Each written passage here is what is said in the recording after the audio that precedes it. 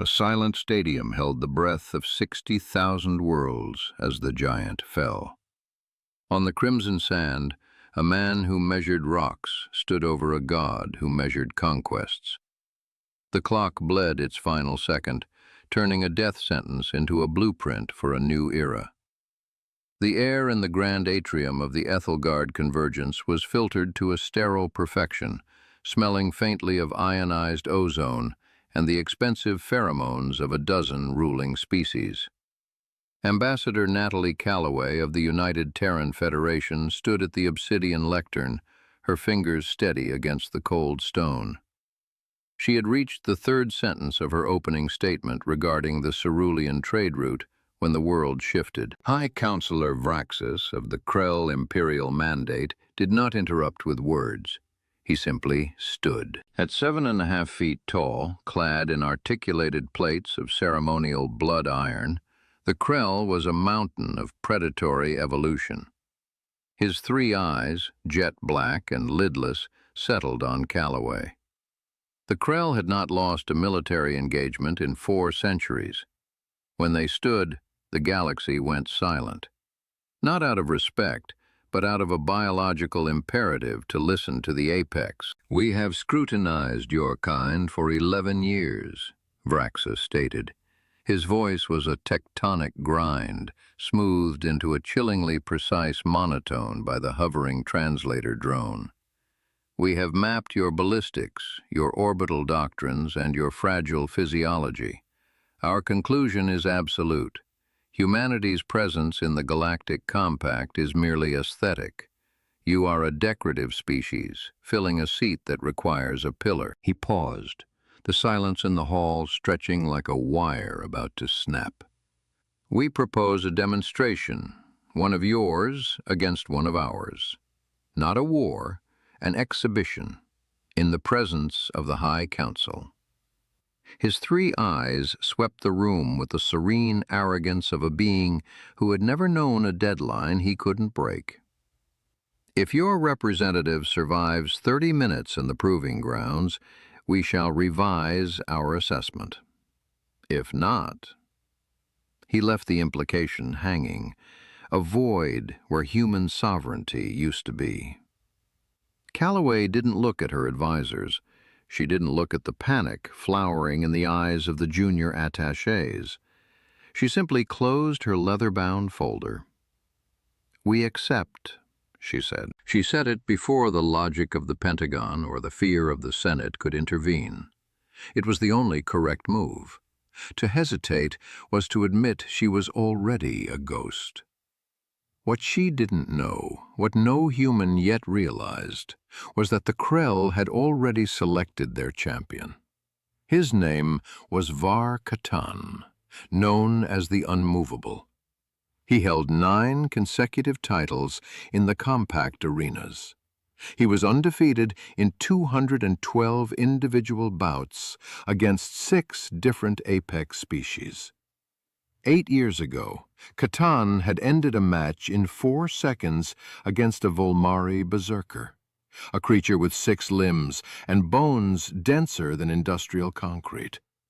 The human they were about to send into that slaughterhouse was a mid-level geological surveyor named Marcus Shaw. Marcus was only at the reception because he'd boarded the wrong shuttle at the docking bay and was too polite to make a scene. Chapter 1. The Fault Line. Marcus Shaw learned he was the savior of the human race 11 hours before the match. He sat in a cramped briefing room on Compact Station Sigma, flanked by Ambassador Calloway, 3 grim-faced generals, and a protocol officer who looked like he wanted to dissolve into the floorboards. "It doesn't have to be you," the protocol officer whispered for the 10th time, while simultaneously sliding a digital contract toward Marcus that suggested it absolutely had to be him. The criteria were a bureaucratic nightmare. The Compact Charter demanded a civilian representative for diplomatic exhibitions.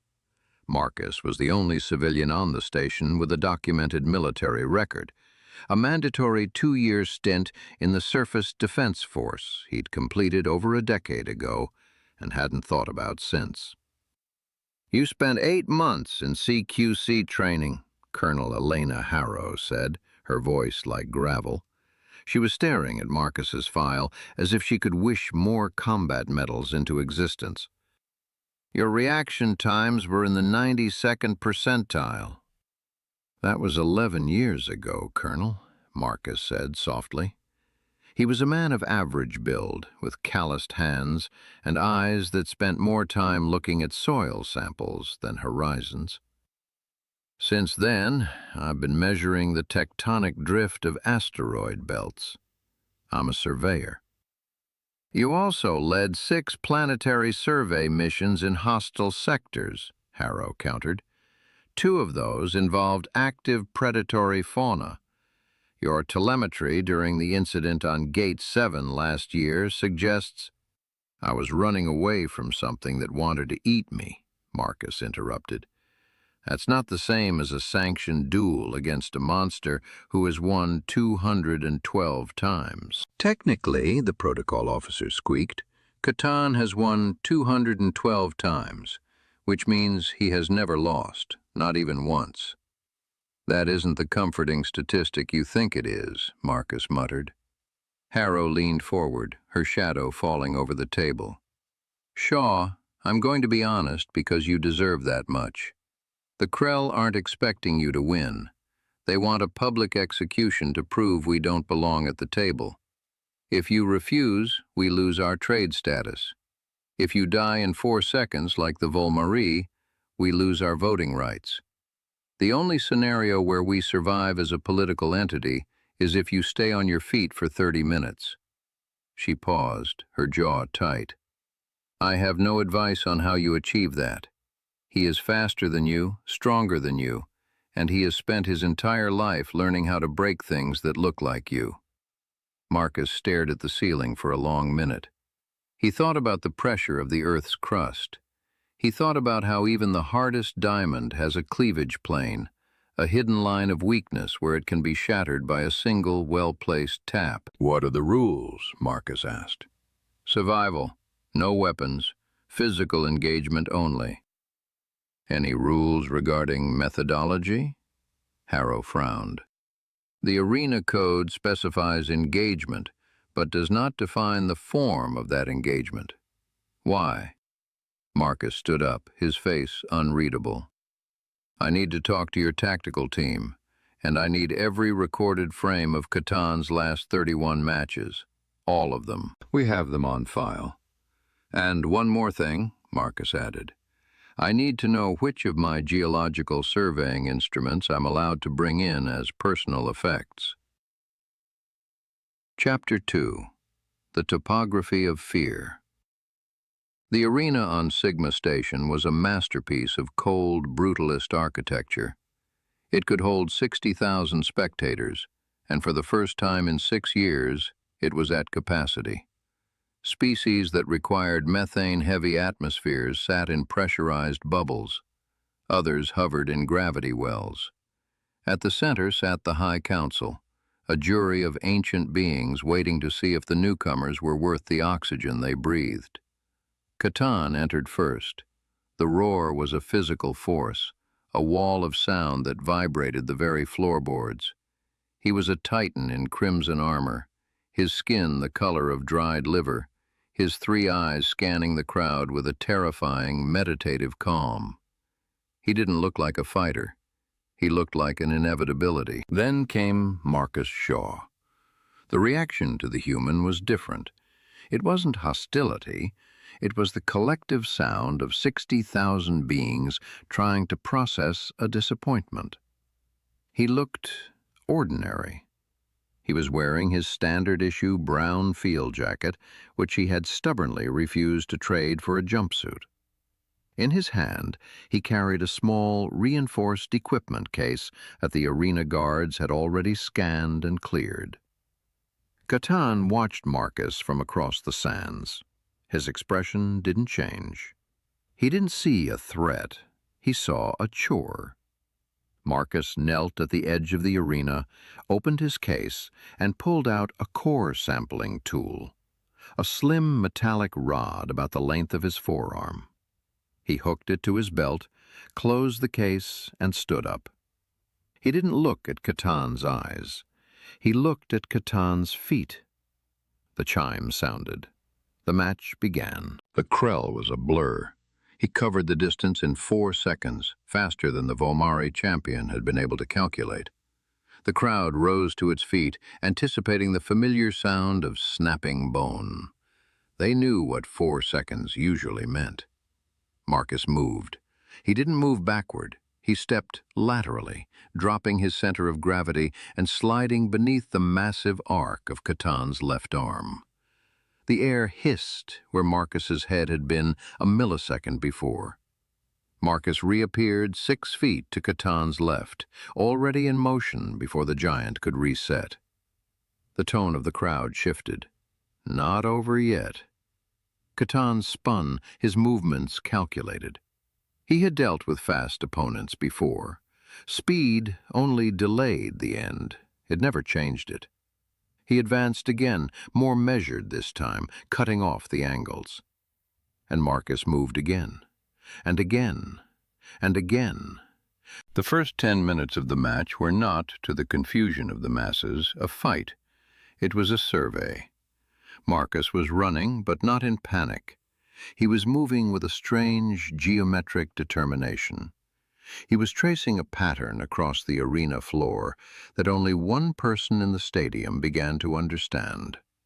Counselor Vraxis, watching from the Krell booth. Marcus wasn't looking at Catan's face. He was staring at Catan's left shoulder. Every dodge, every slide, every desperate roll led Marcus back to the giant's left side, just below the primary joint, just out of the reach of the heavy striking arm. And he was watching.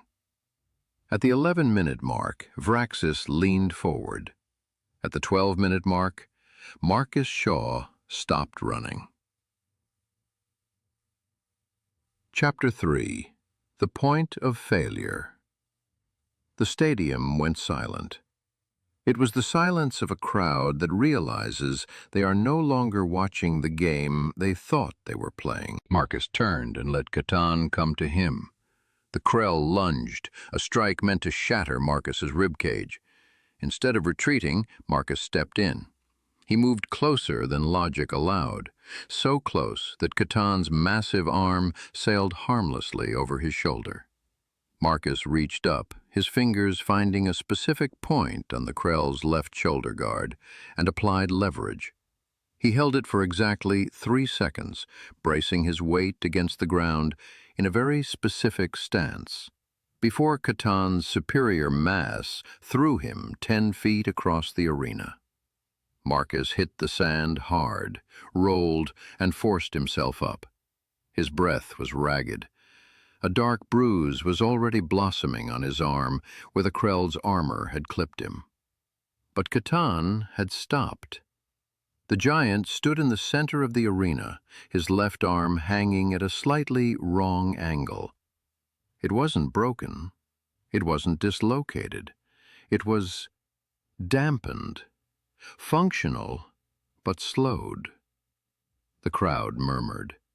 Catan the unmovable, who had finished 200 bouts without a scratch, was standing in his own arena with a hitch in his stride. The second half of the match was a descent into grit. Catan became aggressive, his calm replaced by a cold, surgical rage. Marcus took hits, real hits. At the 16-minute mark, a glancing blow to the rib sent Marcus to his knees. It took him 30 agonizing seconds to stand back up while Catan circled him like a shark. But the dynamic had shifted. Marcus was no longer a victim, he was an observer. He kept positioning himself to Catan's left. 23 minutes, 25, 27. At the 28-minute mark, something happened that had never occurred in 212 matches. Catan made a mistake. A tiny overextension. His left shoulder dipped an inch lower than intended as the joint finally began to scream under the sustained pressure Marcus had been subtly applying. Marcus was already there. He had been waiting on that left side for 17 minutes. This time, when he applied the leverage, he didn't let go. He used his entire body weight as a fulcrum, and Catan, the mountain of blood iron, collapsed. The giant hit the dirt. He was back on his feet in 2 seconds, an incredible feat of athleticism. But his left arm was now completely dead at his side. The stadium was so quiet you could hear the hum of the life support systems. The final chime rang. 30 minutes. The silence lasted 6 full seconds. Then the sound that replaced it wasn't a cheer. It was the sound of 60,000 beings experiencing a simultaneous realization. Marcus Shaw stood in the center of the ring. He was bleeding from a cut above his eye. He was cradling his left side, where his ribs were definitely cracked. His field jacket was a ruin. He looked like a man who had fought a monster and lived. He also looked like a man who had just finished a very long day at the office. Catan stood across from him, staring. His 3 eyes were fixed on the human. Then he did something that caused a second wave of shock to ripple through the council. He bowed his head. It was a sharp, jerky movement, the Krell gesture of honorable recognition. It was reserved for equals. In a decade of slaughter, Catan had never used it. Chapter 4. The Substrate. The political fallout took 3 hours. In the High Council chambers, Ambassador Calloway was doing what she did best, improvising a victory out of a stalemate. The Krell position had moved. Vraxis wasn't the type to apologize, but he was the type to respect physics. The argument that humanity was decorative had been dismantled by a 30-minute demonstration of structural analysis. By the end of the session, the Krell proposed a formal review of humanity's status, granting them temporary seats on 2 Tier 1 committees that had been closed to them for a century. It wasn't a total win, but it was the beginning of being taken seriously. Colonel Harrow found Marcus later in the hallway outside the medical wing. He was sitting on a bench, a heating pad pressed to his side, and a cup of black coffee in his hand. "The core sampling tool," she said, sitting beside him. "You used it to map the arena floor during the first 10 minutes. The density of the sand and the friction coefficients of the subflooring," Marcus explained tiredly. "I needed to know where the footing was most stable and where the lateral grip was weakest. I marked 12 points in my head." He took a sip of coffee. "That's my job, Colonel. I map surfaces to see what they can hold." "You applied geological survey methodology to a death match." "I used the only skill I actually have," Marcus said. "I haven't punched anyone in 10 years, but I look at stress patterns every day." He leaned his head back against the wall. "Catan is a brilliant fighter. He's trained against the best warriors in the galaxy, but he's never been studied by a geologist." Harrow was silent for a moment. "The shoulder. You knew about it before you went in." "The archives," Marcus said. "Match 47, 4 years ago. He took a heavy hit from a Xylanthian maul. He didn't report it as an injury, but in matches 48 through 51, his pivot was off by 3 degrees. The bone healed, but the connective tissue was scarred. It was functional, but it would fatigue under a specific load at a specific angle." He closed his eyes. "It's the same as a fault line, Colonel. The surface looks solid. The mountain looks eternal. But if you know where the stress has been building for years and you apply the right pressure at the right moment—" "The substrate fails," Harrow finished. "Eventually," Marcus whispered. "Everything breaks if you understand it well enough." 8 months later, Marcus Shaw was back in the Outer Rim, kneeling in the dirt of a nameless moon. He was identifying mineral veins in a rock formation that had been under pressure for 10 millennia. He received a message from Ambassador Calloway on his handheld terminal. It was brief. Our committee seats were just made permanent. We start voting on the trade realignment next month. I thought you should know what you started. Marcus read it twice, the wind howling against his survey tent. He typed a single sentence in response. I was just following the fault lines. Then, he picked up his scanner and went back to work.